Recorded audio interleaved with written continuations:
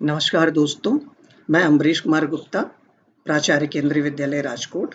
आज मैं अपने क्लास 11th के इतिहास विषय के पहले अध्याय के भाग दूसरे वीडियो के साथ आपके सामने उपस्थित हूँ। अपने पहले के वीडियो में हम लोगों ने मानव सभ्यता के उत्क्रम को, उसके विकास के बारे में चर्चा किया था।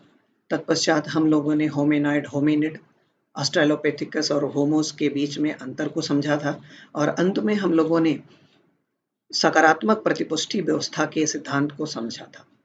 इस वीडियो में हम लोग मुख्य रूप से मानव सभ्यता की उत्पत्ति से संबंधित जो केंद्र है उसके बारे में उपलब्ध दो परस्पर विरोधी विचारों के बारे में चर्चा करेंगे। तत्पश्चात हम लोग जानने का प्रयास करेंगे कि आदि मानवों के रहन सहन, भोजन प्राप्ति के क्या तरीके थे और वो किस तरह से औजार आदि बनाते थे। तो अगर हम लोग एनसीईआरटी की पुस्तक को देखें तो सबसे पहले हम लोग ये पाते हैं कि उसमें मानव सभ्यता की उत्पत्ति के केंद्र से संबंधित दो परस्पर विरोधी विचार दिए गए हैं। पहला विचार है क्षेत्रीय निरंतरता सिद्धांत का, जिसको रीजनल कॉन्टिन्यूटी मॉडल कहा जाता है, और दूसरा सिद्धांत है प्रतिस्थापन सिद्धांत, जिसको रिप्लेसमेंट मॉडल कहा जाता है। इन दोनों विचारों पर, इन दोनों मतों पर हम लोग चर्चा करेंगे, लेकिन उससे पहले हम लोग एक मैप के जरिए ये जानने का प्रयास करते हैं कि किस तरह से जो प्राचीन मानव है पूरे विश्व में फैला। आज हर एक इतिहासकार, पुरातत्वविद इस बात पर सहमत है कि जो मानव सभ्यता है उसकी शुरुआत पूर्वी अफ्रीका के इथोपिया और कीनिया से शुरू हुई। तत्पश्चात यहाँ के जो लोग हैं वही लोग पूरी दुनिया में फैले और वो साउथ अफ्रीका की ओर भी गए, और वही लोग अरब के माध्यम से, जो अरेबिक पेनिनसुला है, अरब प्रायद्वीप के माध्यम से वही लोग एशियन क्षेत्रों में गए और यूरोपीय क्षेत्रों में गए। तो इस तरह से सभी इतिहासकार और पुरातत्वविद इस बात पर एकमत है कि पूर्वी अफ्रीका से मानव सभ्यता की उत्पत्ति हुई और ओमो किबिस वो स्थान है जहां पर सबसे पहले हमें आदि मानवों के साक्ष्य मिलते हैं। और इस पूरा स्थल की जो तिथि निर्धारित की गई है वो है लगभग 1,95,000 से लेकर के 1,20,000 वर्ष पहले। तत्पश्चात जलवायु के कारण से या जनसंख्या के बढ़ने के कारण, संसाधनों के अभाव के कारण ये जो आदि मानव है ये पूर्वी अफ्रीका से स्थानांतरित होकर के उत्तर और दक्षिण की ओर गया ताकि उसको वो अपने संसाधनों की जरूरतों को पूरा कर सके। लगभग 70 से 80,000 वर्ष पहले तक अफ्रीका से निकल करके जो आदि मानव है वो अरब प्रायद्वीप में सेटल हो चुका था। यहाँ तक सभी इतिहासकार और पुरातत्वविद एकमत है। तत्पश्चात क्या हुआ, इसी से संबंधित दो उत्पत्ति के सिद्धांत दिए गए हैं जिस पर हम लोग अपने इस लेसन में चर्चा करेंगे। तो सबसे पहले हम लोग देखते हैं क्षेत्रीय निरंतरता सिद्धांत। इस सिद्धांत के समर्थकों का मानना है कि जो आदि मानव है, आर्काइक होमोसैपियंस, यानी जो आर्काइक मीन्स द ओल्ड, प्राचीन जो पूरा होमोसैपियंस हैं, अर्ली स्पीसीज ऑफ होमोसैपियंस, ये पूरी दुनिया के हर एक हिस्से में अलग अलग दर से, अलग अलग समय पर उत्पन्न हुए। इसी कारण से उनकी शारीरिक बनावटों में अंतर हमें दिखाई देता है। अब ये जो सिद्धांत है वो ये मानता है कि जो क्षेत्रीय निरंतरता सिद्धांत है वो ये मानता है कि अरब क्षेत्र से निकल करके जब आदि मानव यूरोप और एशिया की ओर गए तो उन्होंने वहाँ की जो प्राचीन मानव थे, वहाँ के जो लोग रहने वाले थे, उनसे अपना संपर्क बनाया। वो उन जनजातियों के साथ वैवाहिक संबंध बनाए, वो या जिस भी तरह से है वो उस समाज के साथ एक मिलजुल करके एक हो गए। तो इस तरह से ये जो सभ्यता विकसित हुई वो एक मिक्स सभ्यता हुई। यानी जो होमोसैपियंस है वो जब एशिया की ओर गए, यानी इस क्षेत्र में गए, तो यहाँ पर जो रहने वाली पहली प्रजातियां थी पहले की, जिसमें होमो इरेक्टस हैं, उनके साथ वो मिलजुल गए और इन होमो इरेक्टस के साथ मिलजुल करके जो एशियाई पूर्वी एशियाई देशों की ओर गए, इनके साथ मिलजुल करके यानी जो आज का वहाँ का समाज है, वो ये माना जाता है कि वो इन अफ्रीका के होमोसैपियंस और इरेक्टस के बीच अंतर संबंधों से उत्पन्न हुए लोग हैं। यानी ये सिद्धांत ये मानता है कि यहाँ के रहने वाले पूर्व जनजातियों और होमोसैपियंस के बीच जो अंतर संबंध बने, उसी के कारण से यहाँ की प्रजातियां आज अस्तित्व में है। इसी कारण से जो क्षेत्रीय निरंतरता सिद्धांत है, इसको इंटरब्रीडिंग थ्योरी भी कहा जाता है। तो जैसे यहाँ पर होमो इरेक्टस के साथ उन्होंने संबंध बनाए, उसी तरह से यूरोप में जो निएंडरथल लोग थे या बर्गेंसिस लोग थे, इनके साथ मिक्स होकर के इन लोगों ने अपने संबंध बनाए। तो ये सिद्धांत से संबंधित जब हम चित्र देखते हैं जो कि किताब में दिया हुआ है, तो आप देखिए उत्पत्ति का केंद्र एक है अफ्रीका, लेकिन जब ये जाते हैं यूरोप की ओर और एशिया की ओर, यहाँ पर ये जो लाइन मिली हुई है वो ये सिद्ध करती है कि आज की जो प्रजातियां हैं वो आपस में मिक्स हैं। यानी ये इंटरब्रीडिंग थ्योरी है, रीजनल कॉन्टिन्यूटी मॉडल है, जो ये मानता है कि अलग अलग समय पर अलग अलग क्षेत्रों में मानव की उत्पत्ति हुई, लेकिन आज का जो मानव है वो एक तरीके से मिश्रित प्रजाति है। और इस सिद्धांत के विचारकों का ये मानना है। अब हम लोग बात करते हैं अपने दूसरे सिद्धांत की, जिसको रिप्लेसमेंट मॉडल या प्रतिस्थापन सिद्धांत कहा जाता है।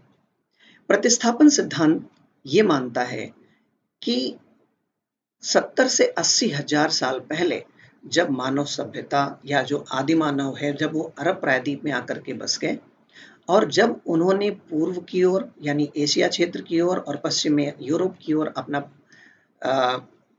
आप्रवास किया, तो वहां की समस्त पूर्ववर्ती मानव प्रजातियों को उन्होंने समाप्त कर दिया और तत्पश्चात ये जो आदि मानव थे, ये वहां पर डोमिनेट कर गए। ऐसा माना जाता है कि उन्होंने एशिया में इरेक्टस को समाप्त किया और पूर्व में निएंडरथल को समाप्त किया। ये जेनोसाइड भी हो सकता है, या ये माना गया कि ये प्रजातियां अपने आप वहां पे समाप्त हो गई। ईस्ट में अगर हम एशिया की बात करें तो इरेक्टस धीरे धीरे समाप्त हो गए और पश्चिम में जो यूरोपियन क्षेत्र है वहां की प्रजातियां अपने आप समाप्त हो गई और तत्पश्चात ये जो आदि मानव थे, जो होमोसैपियंस थे, ये जो यूरोप और एशिया में गए वो डोमिनेट कर गए और आज पूरी दुनिया में जो भी लोग हैं वो सिर्फ और सिर्फ होमोसैपियंस है। इस सिद्धांत के मानने वाले लोगों का कहना है कि आज का जो मनुष्य की डीएनए संरचना है, उनकी जो शारीरिक जनन ग्रंथियां हैं वो एक समान है। हमारा डीएनए स्ट्रक्चर लगभग 97-98% एक समान है और हमारे जो जनन इंद्रियां हैं वो भी एक समान है। तो इस वजह से ये माना जाता है कि जो प्रतिस्थापन सिद्धांत है वो कहीं ना कहीं सत्य है। इस सिद्धांत के समर्थक ये भी कहते हैं कि अलग अलग क्षेत्रों में जो मानव समाज में विभिन्नता दिखाई देती है वह एडॉप्टेशन का परिणाम है। यानी जलवायविक परिस्थितियों के कारण जो मानव की शारीरिक संरचना में बदलाव आते हैं, ये सिर्फ सामान्य बदलाव है जो अफ्रीकन, एशियन और यूरोपियन लोगों की शारीरिक संरचना में दिखाई देता है। हालांकि हमारी जो शारीरिक बनावट है, जेनेटिक संरचना है, वो एक है। तो इस सिद्धांत के ज्यादातर समर्थक आज दुनिया में हैं जो ये मानते हैं कि रिप्लेसमेंट मॉडल आज है। अब अगर इस थ्योरी में विश्वास करें तो हम लोग ये मानते हैं कि आज दुनिया में रहने वाला हर कोई कहीं ना कहीं अफ्रीकन है। तो ये जो क्वेश्चन है, are we all African under the skin, यानी क्या हम सभी लोग कहीं ना कहीं अफ्रीका से ही ओरिजिनेट हुए? तो ये सिद्धांत कहीं ना कहीं हमें ये सोचने पर विवश करता है। तो ये जो दो सिद्धांत हैं उनके बारे में ये तर्क दिए गए हैं। रिप्लेसमेंट मॉडल को रेडिएशन थ्योरी या विकिरण सिद्धांत भी कहते हैं कि ये अफ्रीका से उत्पत्ति हुए और फिर वो पूरी दुनिया में छा गए। आप ये इस चित्र के जरिए देख सकते हैं। लेकिन क्षेत्रीय निरंतरता सिद्धांत को हम समानांतर उद्विकास सिद्धांत कहते हैं। इसमें ये दिख रहा है कि हम अफ्रीका से उत्पन्न हुए, लेकिन फिर हम अरब प्रायद्वीप में सेटल हुए और फिर अरब प्रायद्वीप से हम पूरी दुनिया में धीरे धीरे वहाँ की जनजातियों के साथ, वहाँ की आदिम मानव प्रजाति के साथ इस तरह से घुल मिल गए कि आज हम में और उनमें अंतर कर पाना संभव नहीं है।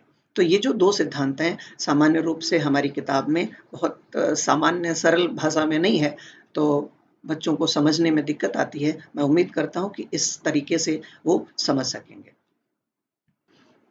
अब हम लोग बात करते हैं अपने दूसरे सिद्धांत की, जिसमें हम ये जानने का प्रयास करते हैं कि आदि मानव के भोजन करने के क्या तरीके थे।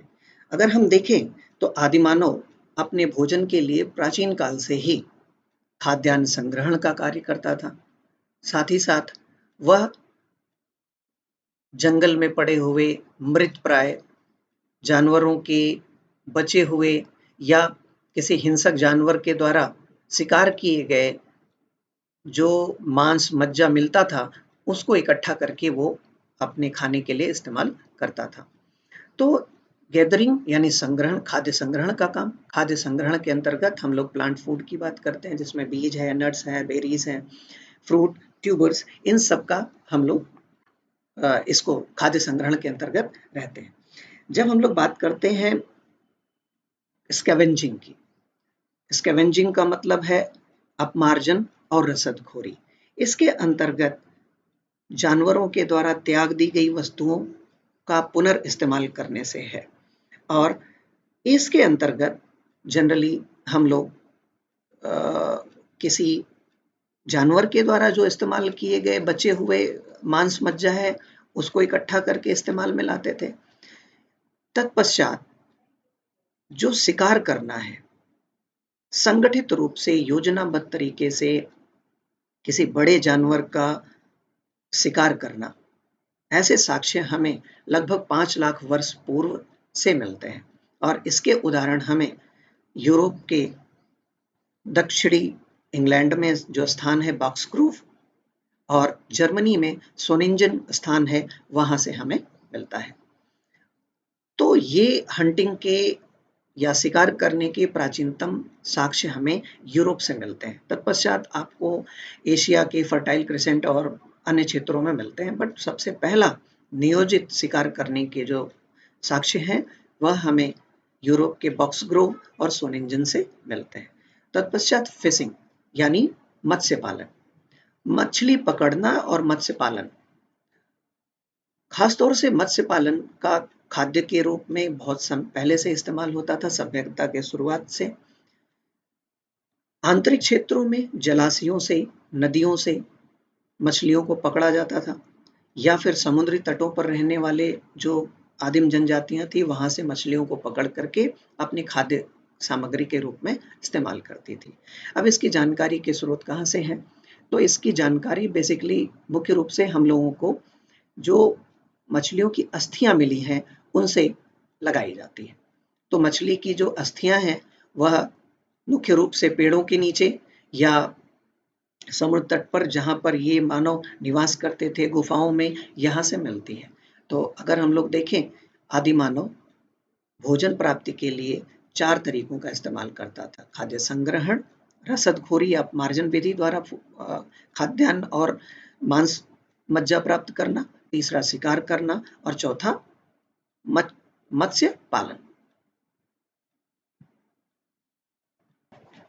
अब हम लोग बात करते हैं आदि मानवों के निवास करने के तरीकों के बारे में कि आदि मानव किस तरह से निवास करते थे। तो सर्वप्रथम हम लोग देखते हैं कि आदि मानव पेड़ों पर, गुफाओं में निवास करता था। सामान्य रूप से सर्वप्रथम जो आदि मानव है पेड़ों पर निवास करते थे, अन्य होमिनिड के साथ या जो सर्वाहारी जीव हैं उन्हीं के साथ पेड़ों पर निवास करता था।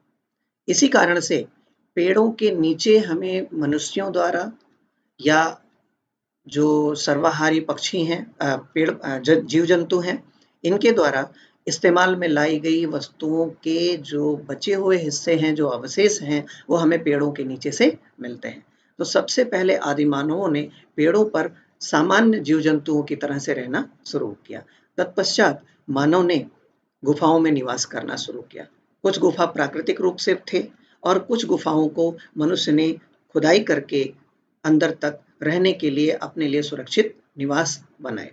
तत्पश्चात आदि मानवों ने जमीन के अंदर गड्ढा खोद करके उसमें रहने की जो प्रक्रिया है उसको शुरू की, जिसे गर्त आवास कहते हैं।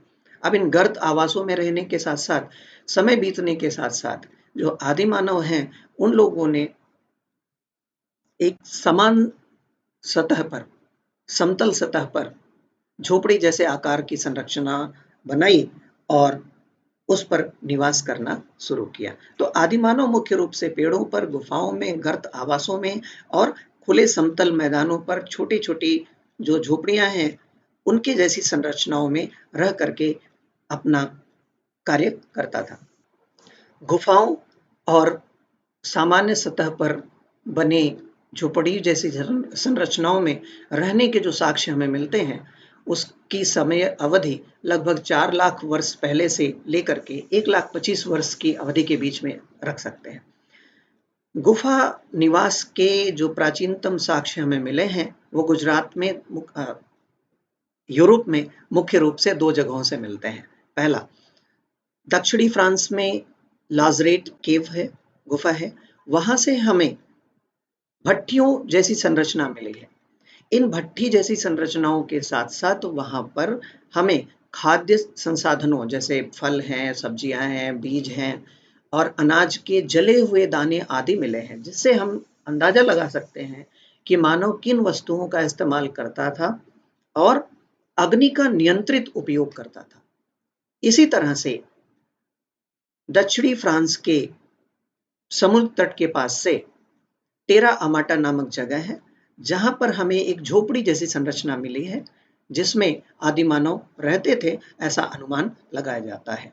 ये जो झोपड़ी जैसी संरचना है, ये लकड़ी और घास के टुकड़ों से मिलकर के बनाई गई है और मुख्य रूप से ऐसा माना जाता है कि यह आदि मानवों के जो समसामयिक सीजनल विजिट है, अल्पकालिक आवास के लिए इसका इस्तेमाल किया जाता था। लाजरेट गुफा से जो हमें भट्टियों के निशान मिले हैं, इससे हम ये अनुमान लगाते हैं कि जो आग है उसका नियंत्रित उपयोग किया जाता था। अब इस आग के नियंत्रित उपयोग के क्या फायदे हैं? तो सबसे पहला फायदा ये था कि आग का उपयोग करने से गुफाओं के अंदर प्रकाश मिलता था। गुफाओं में उष्णता यानी गर्मी मिलती थी, जिससे ठंडी के सीजन में रहने में भी आसानी होती थी। इससे भोजन को पकाया जाता था और वो भोजन स्वादिष्ट होता था। लकड़ी को कठोर करने के लिए भी अग्नि का इस्तेमाल किया जाता था। साथ ही साथ औजारों को नोकदार बनाने के लिए, मजबूत बनाने के लिए इसका उपयोग किया जाता था। फिर पत्थरों को तोड़कर, काटकर उसके फ्लैक यानी सल्क बनाने के लिए भी इन अग्नि का उपयोग किया जाता था। सबसे ज्यादा महत्वपूर्ण, अग्नि को जलाकर रखने से खतरनाक जीव जंतु गुफाओं में प्रवेश नहीं करते थे। तो इस तरह से नियंत्रित अग्नि के कई उपयोग थे जिन्हें हम बच्चों को समझा सकते हैं। अब प्रश्न ये उठता है कि आदि मानवों के रहने के तरीकों का निर्धारण किस प्रकार से इतिहासकार या पुरातत्वविद करते हैं? तो सामान्य रूप से जहां पर भी जानवर या मानव रहते थे, वो अपने द्वारा उपयोग में लाई जाने वाली वस्तुएं छोड़कर जाते थे या उपयोग में लाई गई चीजों की बची हुई सामग्रियां भी हमें मिलती हैं। जिन क्षेत्रों में ये सामग्रियां ज्यादा मिलती हैं, हम ये कह सकते हैं कि उस क्षेत्र में लोगों का आवागमन या जानवरों का, आदि मानवों का आवागमन ज्यादा होता था। सामान्य रूप से ये जो पुरातात्विक वस्तुएं हैं, जो हमें अवक्षेप के रूप में मिलती हैं, अवशिष्ट के रूप में मिलती हैं, ये हमें गुफाओं में पेड़ों के नीचे मिलती हैं। तो इस चित्र के द्वारा हम समझ सकते हैं कि चाहे वो होमिनिड हो, चाहे वो कार्निवोरस हो या आदि मानव हो, वो अपने साथ अपने शिकार की गई वस्तुएं, स्टोन टूल्स वगैरह लाते थे और यहीं पर वो सारे टूल वगैरह बनाते थे, तो जिसके अवशिष्ट हमें यहाँ पे मिलते हैं। तो जिस क्षेत्र में जितने ज्यादा टूल्स हमें मिलते हैं, उसके बचे हुए हिस्से मिलते हैं, हम ये कहते हैं कि वो वह स्थान रहने के लिए ज़्यादा उपयोग में लाया जाता था। तो इस चित्र के द्वारा हम लोग देख सकते हैं, कई बार ये जो अवशिष्ट वस्तुएं हैं, बाढ़ आदि के कारण यहाँ से बह करके बाहर चली जाती थी, या मान लिया किसी हिंसक जानवर ने शिकार किया और बाद में उसको कोई एक्सकवेंजर वहां से ले गया। तो इस तरह से इस जो एनसीईआरटी की किताब में दिया गया है कि किस तरह से ये जो साक्ष्य हैं या वस्तुएं हैं वो हमें किसी पेड़ के पास लाई जाती थी और कैसे उनका मूवमेंट होता था, वो हम इस चित्र के जरिए देख सकते हैं। अब हम लोग आदि मानवों के औजारों के निर्माण और उनके उपयोग करने के तरीकों के बारे में बात करते हैं। अगर हम लोग देखें तो औजारों के निर्माण और उनके उपयोग करने का जो प्रयोग है, जो तरीका है, वो सिर्फ मानवों तक ही सीमित नहीं है, बल्कि विभिन्न पक्षियों में भी और मानव सम प्रजातियों में भी औजारों के निर्माण और उसके इस्तेमाल करने की परंपरा हम लोग देखते हैं। जो ये जीव जंतु हैं, अपने बच्चों को खिलाने पिलाने के लिए, उनको अपने आसपास की जगह को साफ स्वच्छ रखने के लिए और आपसी संघर्ष में एक दूसरे पर आक्रमण करने या बचाव के लिए भी औजारों का इस्तेमाल किया जाता था। लेकिन इनके द्वारा इस्तेमाल किए गए जो औजार होते थे वो मुख्यतः प्राकृतिक होते थे, उसमें कोई सुधार नहीं किया जाता था, बल्कि जो मनुष्य औजार निर्माण करता था इसमें ज्यादा सुधार हम देखते हैं। मानव के द्वारा बनाए गए औजार मानव की शारीरिक संरचना में अंतर के कारण संभव हो सका है। आप प्रजाति के जो लोग हैं उनमें जो हाथों का विकास है, उंगलियों का विकास है, वो पूर्ण नहीं होता है। इस वजह से वह पत्थरों को, औजारों को पकड़ करके उनका अच्छे तरह से परिमार्जन और उसका उपयोग नहीं कर सकते, जबकि मनुष्य अपनी शारीरिक संरचना और अपने स्नायु तंत्रीय नर्वस सिस्टम के जरिए अपने दिमाग को और अपने हाथ को एक केंद्रित रूप से औजारों का इस्तेमाल कर सकता था।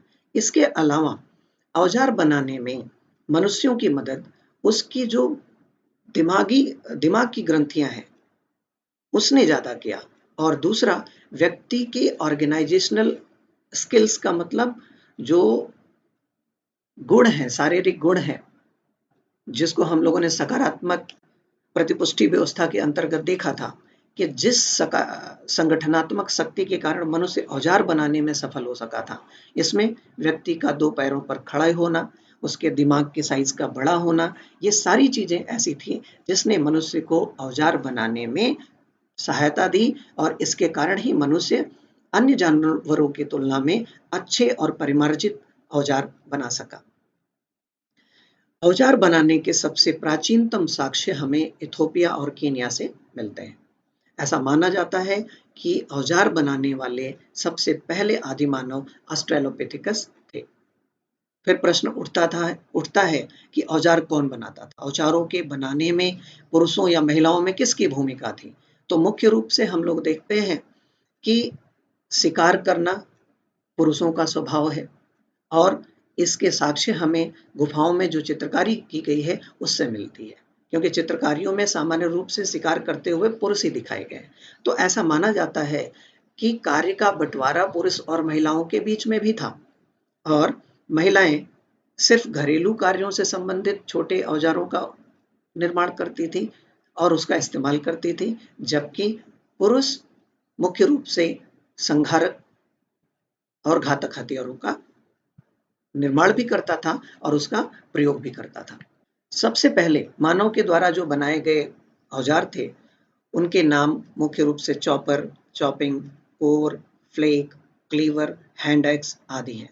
ये जो मानव ने औजार बनाए इसका समय लगभग 20 लाख वर्ष पहले से लेकर के 10,000 वर्ष, यानी जो प्रागैतिहासिक काल है वो समय हम रखते हैं। तत्पश्चात औजारों में तकनीकी सुधार किए गए। लगभग 35,000 साल पहले जानवरों के शिकार करने में मनुष्य की मदद की स्पीयर थ्रोअर यानी भाले के निर्माण में और धनुष तीर के निर्माण में। अब इन दोनों औजारों के इस्तेमाल करने से मनुष्य को शिकार करने में आसानी होने लगी, समूह शिकार करना आसान हो गया, जानवरों को घेर करके शिकार किया जा सकता था और इस तरह से इन तकनीकी रूप से उच्च औजारों के जरिए मानव शिकार किए गए जानवरों के मांस को उनकी अस्थियों से अलग कर सकता था, उसको सुखा करके लंबे समय तक स्टोर करके रख सकता था, यानी इसका परवर्ती उपभोग भी कर सकता था। तो एक तरीके से हम लोग फूड प्रोसेसिंग का प्रयोग देख सकते हैं जब औजारों में की तकनीक में सुधार हुए। तत्पश्चात 21,000 साल पहले लगभग सुई का इस्तेमाल किया जाने लगा। इस सुई के इस्तेमाल से फर बीयरिंग यानी जो फर वाले जीव जंतु हैं उनका शिकार करके उनकी चमड़ियों को अलग किया जाने लगा और उसका इस्तेमाल मनुष्य अपने लिए कपड़ों के रूप में करने लगा। तत्पश्चात पंच ब्लेड तकनीक से बने छोटे छोटे औजारों का इस्तेमाल किया गया, छेनी जैसे औजारों का। इन औजारों से न सिर्फ कारीगरी संभव हुई बल्कि इससे कलात्मक कार्य भी किए जाने लगे, शिल्पकारियां भी अच्छे से की जाने लगी। हमारे पास ढेर सारे ऐसे साक्ष्य हैं जिनमें अस्थियों, सींगों पर और हाथी दांत पर या लकड़ियों पर इन छोटे औजारों से चित्रकारी किए जाने के भी साक्ष्य मिलते हैं। ये अफ्रीका के इथोपिया और कीनिया का क्षेत्र है। यहाँ पे ये जो स्थान दिए गए हैं, चाहे वो ओमो किबिस हो, आलिया बे है, कोबी फोरा है, इस तरह से उल्डुवई गार्ज है, लियोटोली है, लेक यासी, ये सारी जो प्लेसेस हैं, ये वो प्लेस हैं जहाँ से हमें आदिमानवों के द्वारा इस्तेमाल में किए जाने वाले अस्त्रों का, औजारों का साक्ष्य मिलता है। ये स्टोन एज को किस तरह से क्लासिफाई किया गया है वो हम लोग देख सकते हैं। हालांकि ये हमारे पाठ्यक्रम में नहीं है तो इसको हम लोग छोड़ देंगे। अभी हम लोग बात करते हैं कि किस तरह से औजार की संरचना थी। आप देखिए किस तरह से पंच ब्लेड टेक्निक से छोटे, महीन और शार्प औजारों का निर्माण किया जाता था। So making stone blade tools, आप देखिए पत्थर के बड़े टुकड़े को तोड़ करके उसको अलग किया जाता था, फिर उसको पंच ब्लेड तकनीक से सारे उसके साइड साइड के पत्थर निकाल करके फ्लेक अलग कर लिए जाते थे और इस तरह से हैमर जैसी संरचना बनाई जाती थी और उसको नोकदार बना करके ब्लेड ब्यूरिन जैसे घातक औजारों का इस्तेमाल किया जाता था। तत्पश्चात हम लोग देखते हैं कि सभ्यता के विकास के क्रम में माइक्रोलिथ यानी बहुत छोटे छोटे औजारों का इस्तेमाल भी शुरू हुआ। तत्पश्चात ये हैंडेक्स वगैरह के जो औजार हैं जो हम लोग देख सकते हैं। तो औजारों के निर्माण का भी अपना एक इतिहास रहा है और इन औजारों के निर्माण से मनुष्य को न सिर्फ अपनी सुरक्षा में बल्कि अपने लिए संसाधनों को जुटाने में भी सुविधा हुई। तो अभी के लिए इतना ही। इस चैप्टर का जो अंतिम हिस्सा है वो हम अपने लास्ट वीडियो में प्रस्तुत करेंगे। धन्यवाद।